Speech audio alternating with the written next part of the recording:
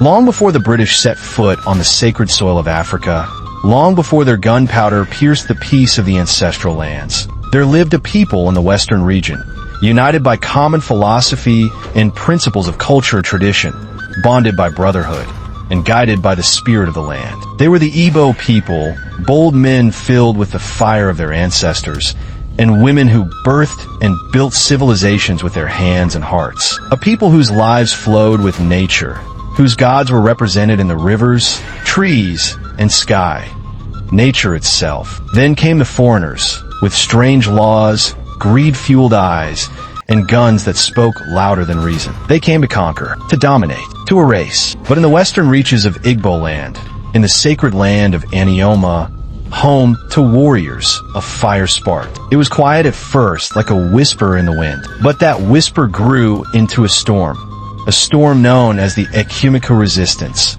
a fierce resistance against colonial invasion. From 1883 to 1914, the Ekumeku warriors waged a secret war against British colonial forces. A guerrilla resistance, silent, strategic, and unyielding. Unlike open warfare, the Ekumeku struck from the shadows, ambushes, sabotage, coordinated attacks, vanishing into the forest before retaliation could come. This wasn't just a fight over land. It was a battle for identity, for sovereignty, for the very soul of a people. The Ekumeku weren't a centralized army. They were a network, clans bounded by oath and honor, led by chiefs and warriors. They used the land as both shield and sword. For over 30 years, they defied the British Empire, proving that courage, not cannons, determines the soul of resistance. Though the British would eventually suppress the Ekumeku movement by 1914, they could never erase its legacy.